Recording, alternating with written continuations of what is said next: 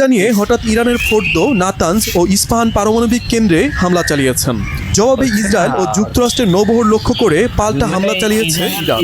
তেল আবিবের Ben Gurion বিমানবন্দর, জৈবিক গবেষণাগার সহ একাধিক গুরুত্বপূর্ণ অবস্থানে অন্তত 30টি মিসাইল হামলা চালিয়েছে তেহরান।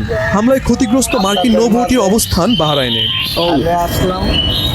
ইরানের পারমাণবিক স্থাপনায় হামলাকে সফল বলে দাবি করেছেন মার্কিন প্রেসিডেন্ট ডোনাল্ড ট্রাম্প। ফোর্দো পারমাণবিক স্থাপনায় 12টি বাংকার ব্লাস্টার বোমা ফেলার দাবি করেছে ওয়াশিংটন। মার্কিন নৌবাহিনীর সাবমেরিন থেকে 30টি TLAM ক্রুজ মিসাইলও ছোড়া হয়েছে ইরানের নাতানজ আর ইস্পাহান পারমাণবিক স্থাপনায়। এই জন্য ট্রাম্পকে অভিনন্দন জানিয়েছেন ইসরায়েলের প্রধানমন্ত্রী বেনিয়ামিন নেতানিয়াহু। ইরান জানিয়েছে এমন পরিস্থিতির আশঙ্কায় আগেই পারমাণবিক উপকরণ সরিয়ে নেওয়া হয়।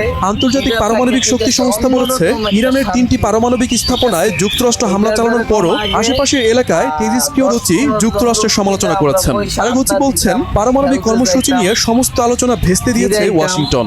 ইসরায়েলের হামলার পর ইউরোপীয় নেতাদের আহ্বান হয়ে গেছে বলে মন্তব্য করেন ইরানের পররাষ্ট্রমন্ত্রী। এই পরিস্থিতিতে ইরানের পক্ষ থেকে একের পর এক পাল্টা হামলার হুঁশিয়ারি উচ্চারণ হচ্ছে। ইসরায়েল ও যুক্তরাষ্ট্রকে এক চুলো ছাড় দিতে নারাজ ইরান। দেশটির সর্বোচ্চ নেতা আয়াতুল্লাহ আলী খামিনি বলেন, সংঘাতে জড়িয়ে নিজের সর্বনাশ ডেকে এনেছে যুক্তরাষ্ট্র। এতে ইরানের তুলনায় যুক্তরাষ্ট্রের ক্ষতি বহুগুণ হবে বলে সতর্ক করেন তিনি। Shahid Arafat, Bangla vision news desk. Comment করবেন।